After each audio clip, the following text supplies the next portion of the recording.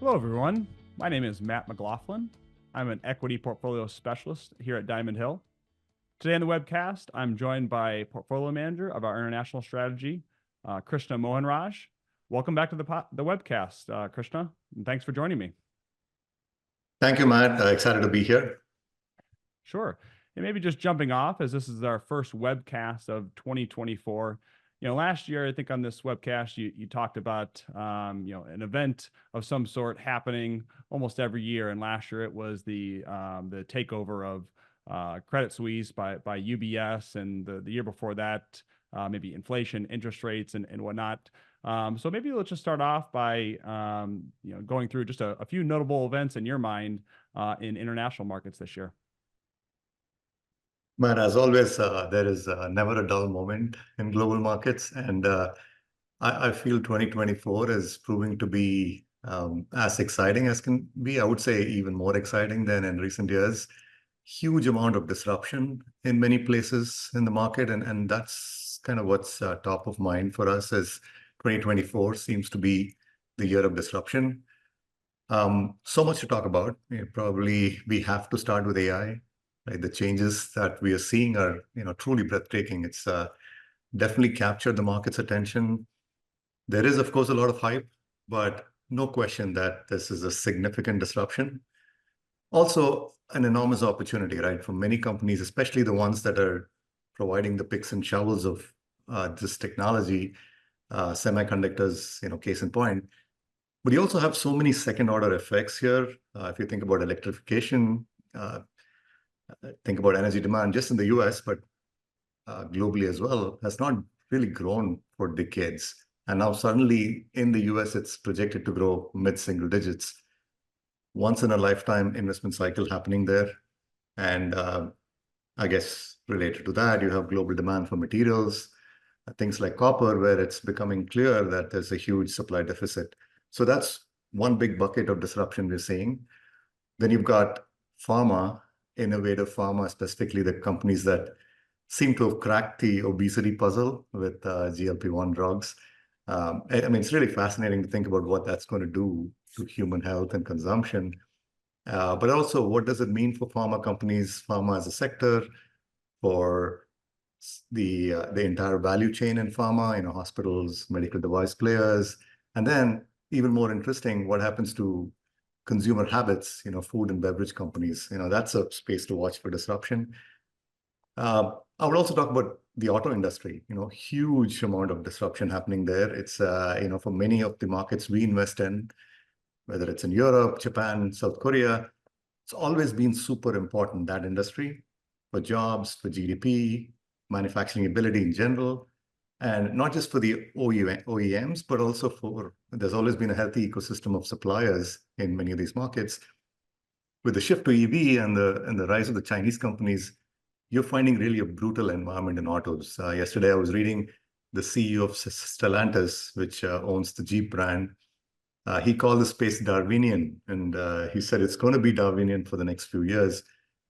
When you think along those lines, right, it is there's just so many second and third order effects. You immediately get into geopolitics and trade. You already seen the US send a clear signal there with tariffs. And if I had to bet, most of the countries have no choice but to follow the US example. So it's fascinating to see what that would mean. The sector has so many links to global trade, especially with China. And finally, while we're on the country topic, this 2024 is the year of elections. So you're seeing elections in pretty much, most of the democratic world.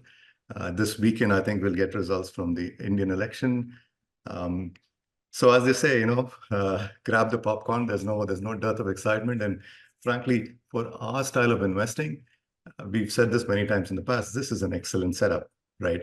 We like it when there's lots of volatility. We like it when there's disruption.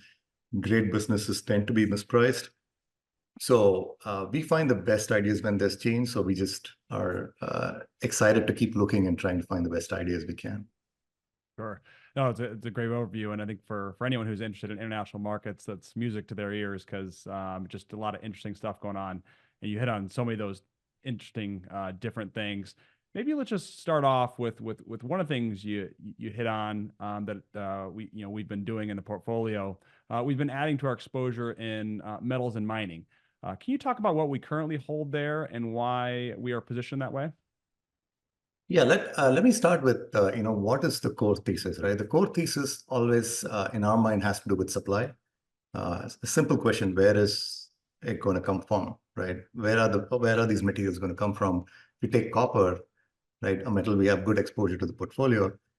Where is it going to come from? Recently I was speaking with the CEO of one of the largest mining companies, mining equipment companies. Every mining major, whether it's BHP or Rio, they're all customers of this firm, Epiroc. And the CEO, her comments were very clear.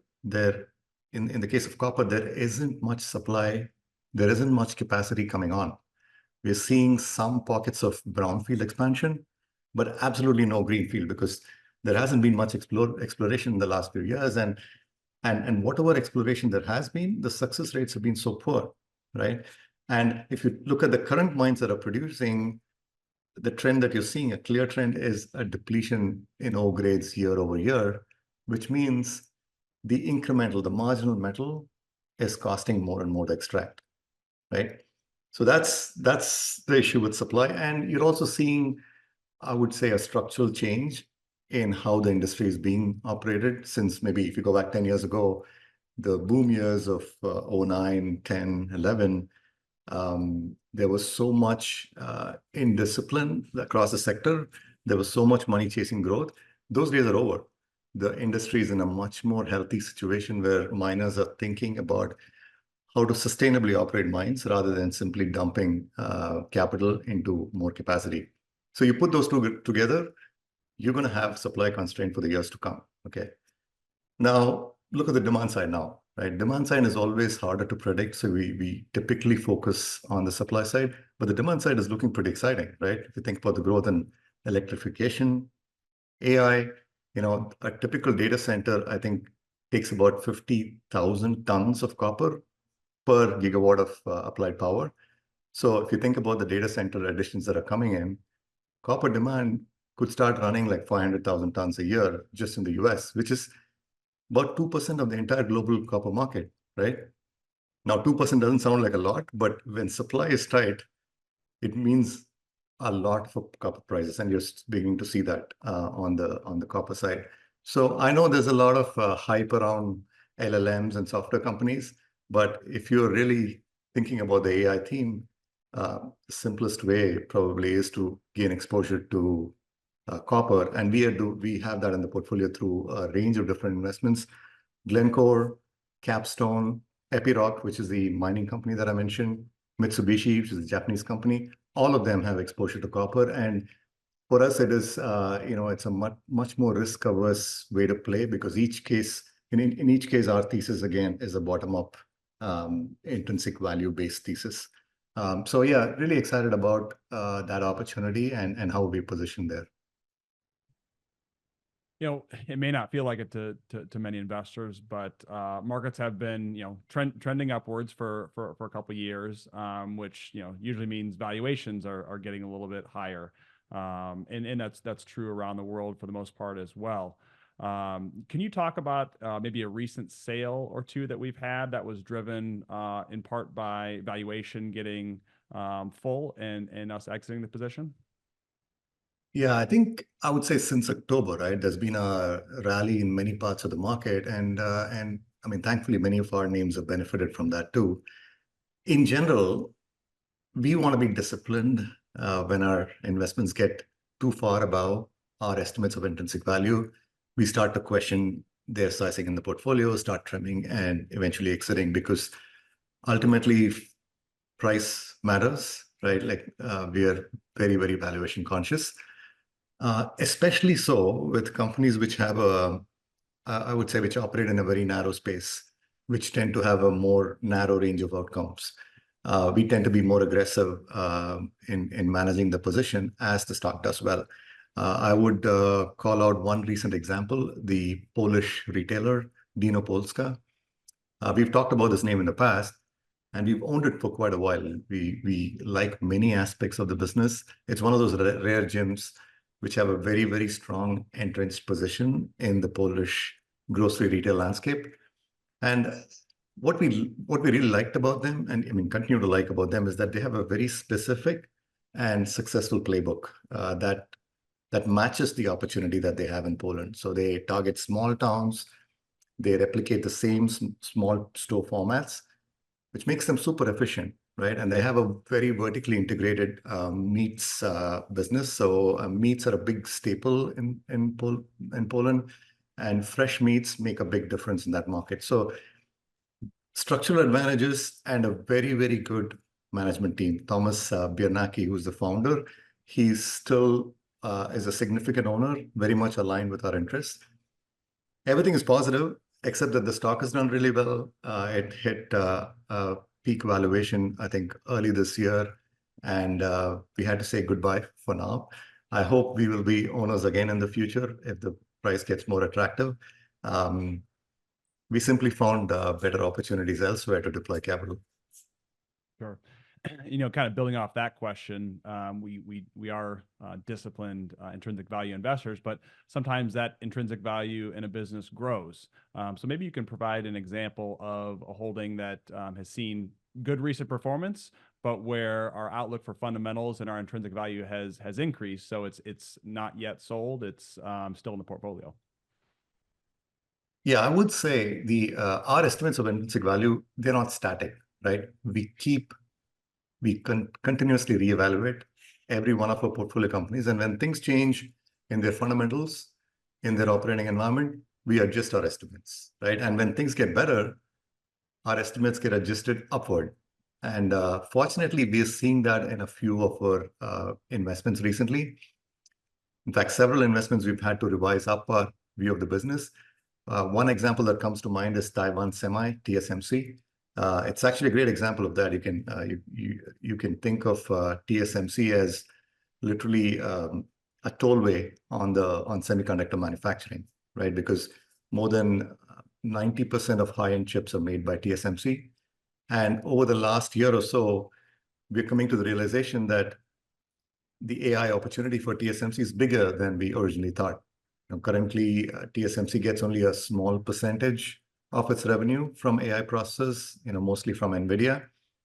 But that picture is changing fast, right? We are seeing, if you listen to some of the hyperscalers, the Googles and the Amazons, if you're seeing the investments that they're making in bringing some of the chip design in-house with their own custom accelerators, instead of relying solely on the generic NVIDIA GPUs, right?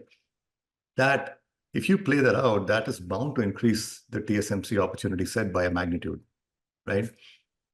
At the same time, who is there to compete with TSMC? The only possible competition in foundry is a distant second, Intel, and they're struggling to put up a challenge. So you put those two together, our estimate of TSMC's value has increased, and even though the stock has done well, it continues to be a decent sized position for us.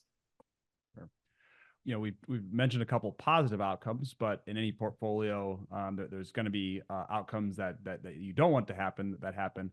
What are maybe a couple of stocks recently where performance has been disappointing, and what actions have we taken as a result of that disappointing either stock price or fundamental performance? Yeah, and as I mentioned, right, intrinsic values are not static. And that works both ways, right? When the fundamentals, the operating environment turns for the negative, we have to be careful and disciplined to bring our estimates down. One example of that would be Ambev. Ambev is the leading producer of beer in South America. Beer is an interesting business, right? Because it's quite expensive on a dollar to weight basis to ship. Breweries tend to be local monopolies, right? And in many markets over time, especially in Latin America, it's ended up being a monopoly or an oligopoly or a duopoly between Ambev and Heineken. So that's really our thesis for Ambev, was that the markets in which it operated, it had a dominant position just by design, just structurally, right? And over time, what Ambev has done is through acquisitions, it's built up this lead. And in many cases, it even has some markets, it has 90% share of the beer industry. So which is amazing, right? So far, so good. Great business, great management, good track record of capital allocation. But what we've seen is the operating environment for them changed drastically in the last few years. A couple of things have happened, right? One is Argentina is a decent sized market for them. They're essentially a LATAM brewer. So Argentina is like roughly 10%, I think, of that business. And that market, as we all know, has its struggles, right? Both in terms of hyperinflation, currency issues, and then a consumer essentially having to deal with hyperinflation, right? So you've got, in fact, I was in Brazil late last year, and I met with Ambev's head of treasury, and he was explaining to me the kind of effort that goes into managing cash flows and currencies of the Argentina business, and I was like just amazed, right? It was great news in terms of the management ability to handle this, but at the same time, you want to think about this as a huge negative in terms of how long this will last and what it means for cash flows from Argentina. The second aspect of this, and that's probably the bigger aspect, is tax changes. And Ambev has been has a peculiar setup where it benefits from tax advantages related to dividends. That is going away, or that is in most likely going away, and we have had to incorporate that risk into the valuation as well. So I think the key here is the operating landscape when it changes, especially in emerging markets. You can get the business right, you can get the management right, but when the environment changes, you have to be aware of it, and you have to be open-minded enough to make a change, and that's what we did. Any other examples come to mind of stocks that maybe we exited or chose to keep in the portfolio that maybe haven't done as well? Yeah, there's been a few names, especially I would call out the consumer staple sector. We own a few names. Diageo is an example where the stock has not done very well, but we've been, I would say, a little circumspect in terms of adding and building a position. And some of the changes, have to do with just the slowing down of the US consumer, potential questions around maybe there is structural changes on especially high-end alcohol. But those are, I would put them in the bucket of still open questions. And I think, again, going back to the highlight is that we always have to keep an open mind. We love the companies in our portfolio, but every day you have to wake up and see what is the best portfolio for the customer that you can put up today, right? Like, so that's the thinking on a daily basis for the entire team. Sure. Maybe turning to a couple countries we've talked about a lot about in the past, India and Japan. Has the team done anything with positions in India, Japan, added, taken away? What's been the activity there in the last, say, 6 months or so? Yeah, I think the short answer is yes. In both cases, we've had new ideas come into the portfolio, and I would say the one common theme across both these markets is that they have a lot of listed companies from which to fish, right? So both these countries for us, I think, is a place that we'll continue to be very interested in and continue to look in depth all the time, simply because there are more opportunities over time. But outside that, Japan and India couldn't be more different, right? Japan suffers from a huge demographic headwind, while the Indian consumer picture is one of the best in the world. So the kind of ideas that are coming in also tend to be different, right? With Japan, it's a lot about the balance sheet. The theme is improving returns on equity, corporate governance reform, simplification of the investments in the balance sheet and the cash in the balance sheet, and returning of that capital to shareholders. Whereas in India, it's more income statement driven, right? It's about strong franchises that are facing, potential huge long runway from a rising middle class, strong growth in the income statement. And then how do you take advantage of that at the right valuations, given that everybody sort of knows the story, right? So I have to, and I say this many times before, is we invest in companies, not countries. Our focus is, again, in both those cases, right? Whether you take a Mitsubishi in Japan or a HDFC Bank in India, The ideas are driven by our analysis of the businesses bottom up and our estimates of intrinsic value. And I suspect we will find more over time in both those markets.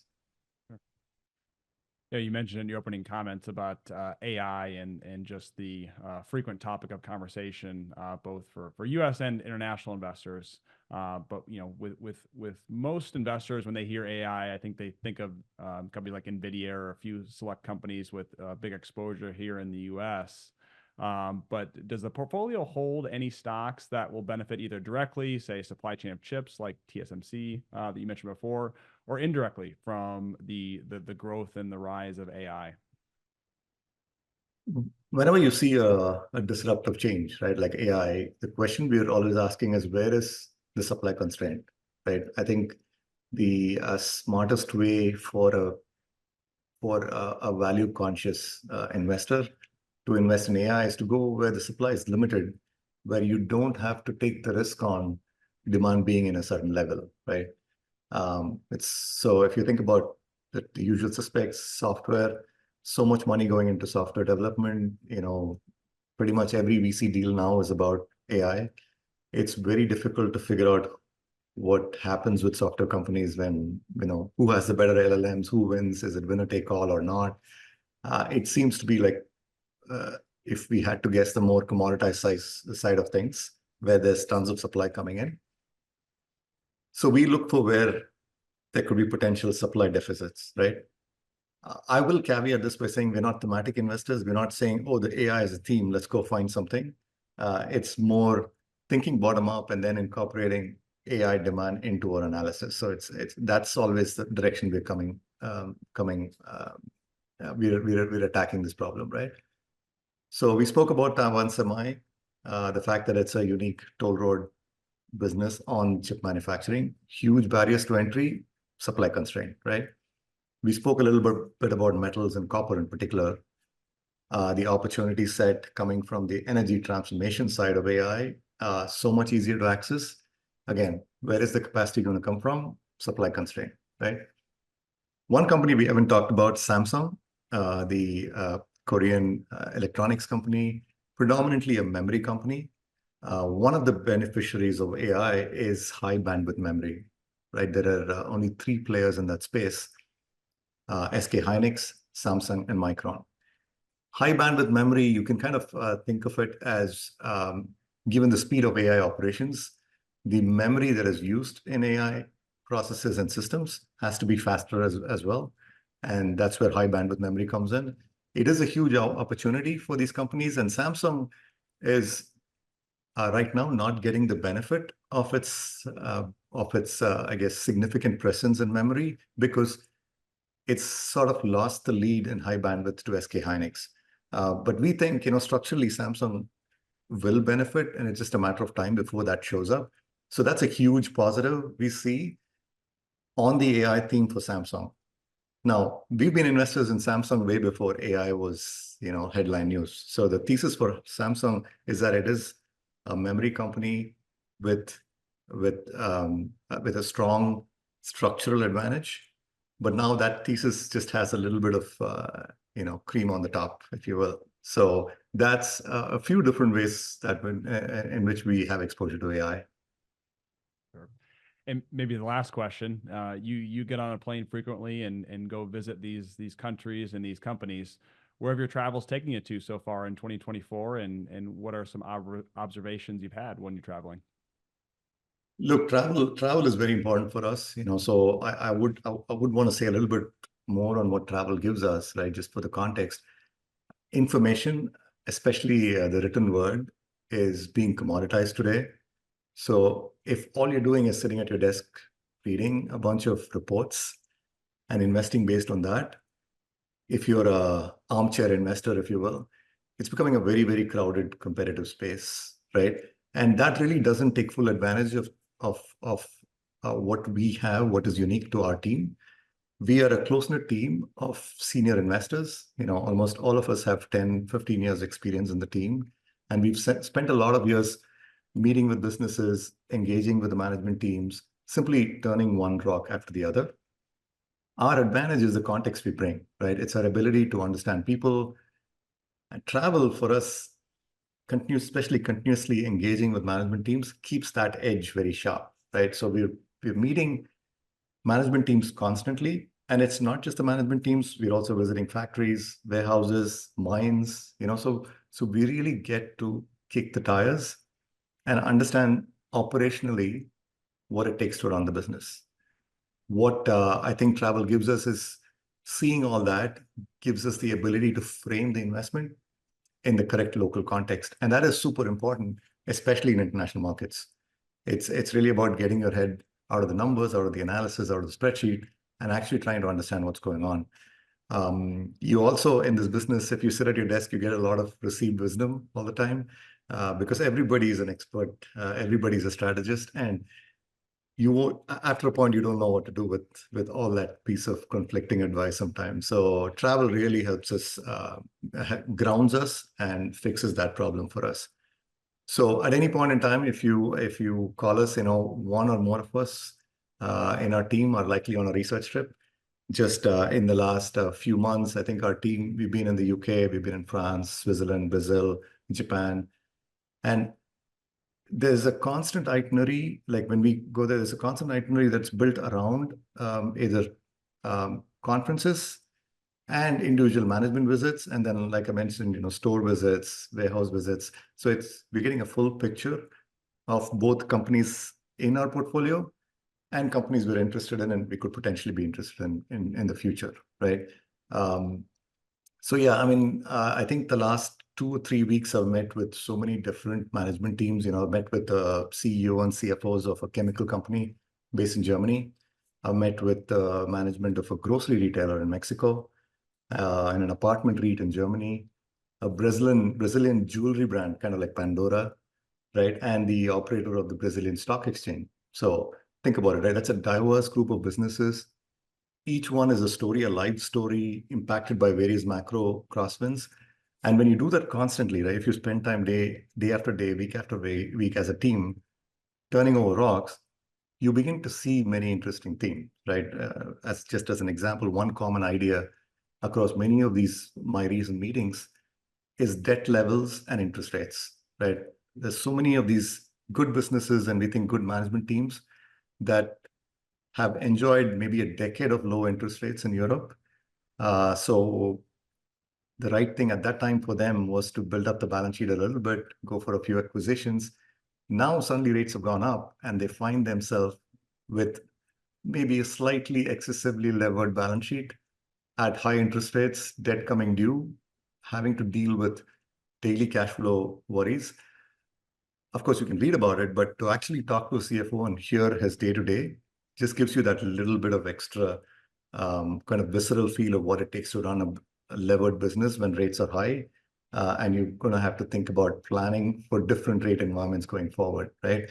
So that is what I mean by getting a true context of what is going on in the ground. Some of these businesses we're interested in, but as you can imagine, balance sheet is a big part of the investment equation. So we want to get a good true feel of what we're getting into. Sure. Well, Krishna, that's all the questions we had for you today. Thanks for joining the webcast, and we look forward to talking with you later in the year. My pleasure. Thank you, Matt.